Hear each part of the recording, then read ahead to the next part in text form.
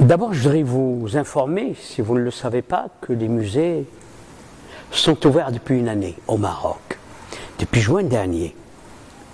Et de ce fait, nous avons gardé dans cette tempête et cette pandémie, ce que j'appelle de la lumière, de l'espoir, pour que les gens puissent trouver des lieux qui ne soient pas fermés. Et je remercie les autorités de m'avoir autorisé à laisser le musée ouvert tout en respectant tout le protocole sanitaire qui a été décrit. Et Dieu merci, nous n'avons aucun souci, aucun problème. Et les gens ont repris le chemin des musées.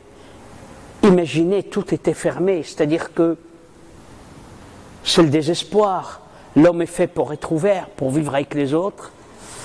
Et heureusement que les musées sont restés ouverts. Et je me réjouis, vous l'avez souligné, que le Maroc est ouvert aussi, les salles de cinéma, les salles de théâtre. Et je peux vous dire que c'est une nécessité absolue. Pendant cette période, on s'est rendu compte combien la culture est essentielle pour nous. Si on n'avait pas de cinéma, si on n'avait pas de musique, si on n'avait pas maintenant des musées ouverts, imaginez ce que les gens pouvaient faire. Les cafés aussi. Donc je suis très très heureux et j'espère que nous allons reprendre vie. Vous avez tout à fait raison de souligner cette préoccupation qui fait que le Maroc, la Fondation nationale des musées, est en train de réfléchir aujourd'hui pour enrichir la palette des musées au Maroc à travers toutes les régions. Nous, vous avez raison, nous sommes en pourparlers avec le Wali de Dakhla pour faire un musée à Dakhla. Vous me parlez de Zagora, bien évidemment. Ce qui a été la réforme qui a été faite ces derniers temps, c'est aussi dans ce cadre-là, dans le cadre de pouvoir doter presque chaque région, pour ne pas dire chaque ville, dans l'avenir, de musées, d'accessibilité à la culture, d'accessibilité à notre patrimoine. La démocratisation de la culture est essentielle. C'est une des raisons pour laquelle nous offrons gratuitement, tous les mercredis, à tous les étudiants marocains, d'aller visiter les musées gratuitement. Que le corps enseignant peut aller visiter les musées aussi gratuitement. Que tous les Marocains sont les bienvenus le vendredi dans tous les musées. Voilà ce que c'est la démocratisation pour moi. C'est-à-dire c'est au quotidien et on la pratique continuellement.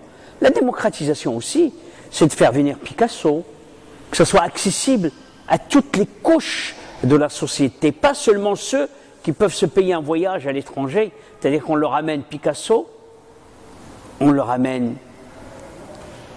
à la fois la possibilité d'y rentrer, la possibilité de l'aborder à un prix raisonnable et en même temps de voyager tout en étant au Maroc.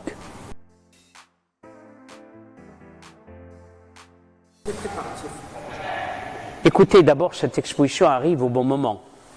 Vous savez, on va être un des rares pays au monde à faire une exposition de très grande qualité et une exposition magistrale qui est celle de Delacroix.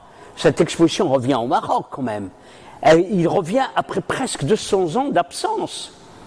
Et donc, ce que je voulais surtout vous souligner et vous confirmer, que nous avons décidé de faire aussi dans le sillage que Sa Majesté a tracé, d'offrir à nos compatriotes qui vivent à l'étranger, les éméreux, la possibilité aussi de se rendre compte qu'ils ont des musées dont ils peuvent être fiers. Ces musées sont sublimes, sont superbes, et qu'ils présentent des expositions qu'on peut voir aussi en Europe. Et ces expositions leur seront quasiment offertes, parce que sur présentation de leur passeport, ils peuvent rentrer à 50%, c'est-à-dire déjà le prix est incitatif, donc c'est vraiment pas grand-chose qu'ils vont donner, et en même temps, ils auront à voir et à connaître et à découvrir que le Maroc dispose aujourd'hui d'un patrimoine muséal exceptionnel. L'exposition de la Croix vient à point nommé, parce qu'on l'attend depuis 2 ans, et comme vous avez pu le constater, la pandémie nous a tous chamboulés, le monde entier a été chamboulé. Et on remercie le bon Dieu qu'on est en train de s'en sortir. Il faut qu'on continue à respecter la distanciation pour ne jamais retomber dans ce que nous avions vécu il y a quelque temps. Et de la Croix vient un peu illuminer et souligner encore cette lumière qui a guidé sa création, ses couleurs qui ont guidé sa peinture et qui l'ont accompagné toute sa vie, des objets aussi. Donc on va donner à voir une exposition de qualité qui est faite, et je tiens à remercier le musée de la Croix et le musée du Louvre et tous les prêteurs de nous avoir fait confiance. Ils ont fait confiance à la Fondation nationale, c'est aussi confiance à notre pays, au Maroc, pour sa sécurité et aussi pour la belle gestion de cette pandémie.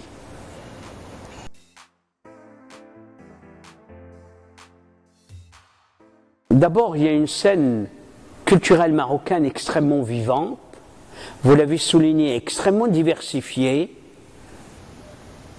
Elle est en plus riche par sa diversification. Et cette exposition de Delacroix nous ramène vers quelque chose d'extraordinaire.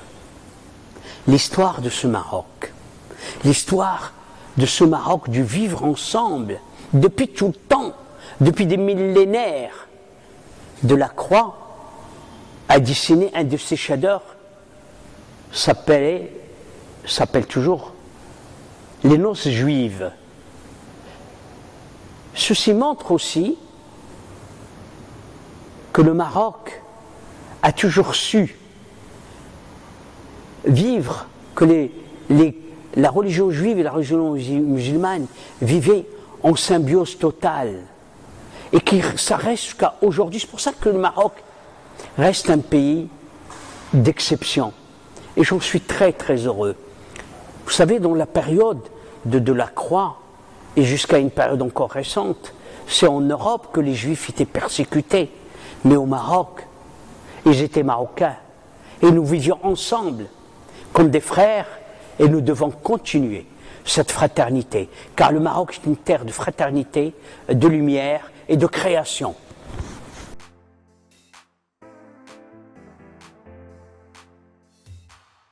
Je peux vous dire, et je tiens absolument à le déclarer solennellement, depuis l'arrivée de Si Tmel Ferdaous, nous collaborons main dans la main. Et je tiens vraiment à le dire publiquement, je lui rends hommage de nous avoir facilité le travail, facilité aussi la collaboration, qui était très très compliquée à mon arrivée à la Fondation, mais Dieu merci, le pragmatisme de ce ministre nous a fait gagner beaucoup de temps. Et puis aussi, je tiens à remercier aussi les autorités du ministère de la Culture.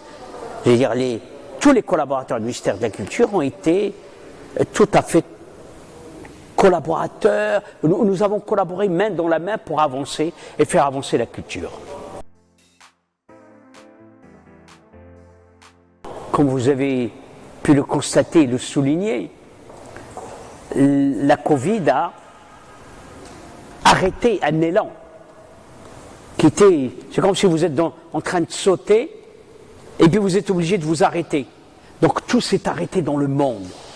Mais je peux vous dire combien nous sommes heureux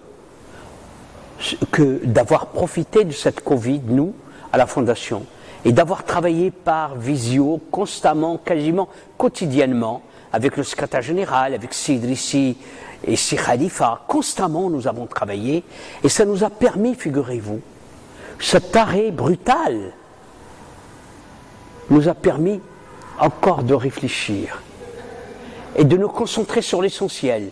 Et l'essentiel, pour terminer, c'est la culture.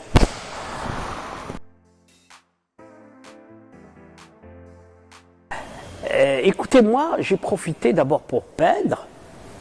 Et puis, figurez-vous que je me suis dit qu'elle changeait d'avoir où habiter, d'avoir de quoi manger. Les gens ne se rendent pas compte de la chance qu'ils ont d'avoir un toit, d'avoir de quoi manger.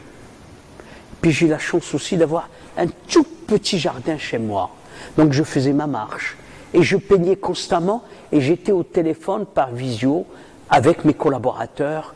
Tous, on a travaillé et c'était formidable.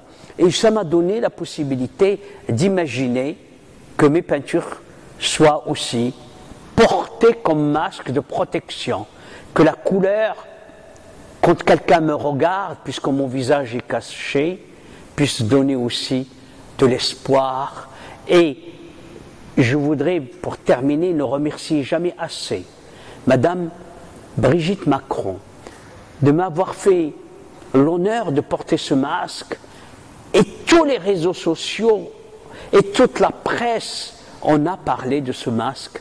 Et donc je suis très heureux. Vous voyez, pour moi, cette pandémie a été aussi une façon de me renouveler.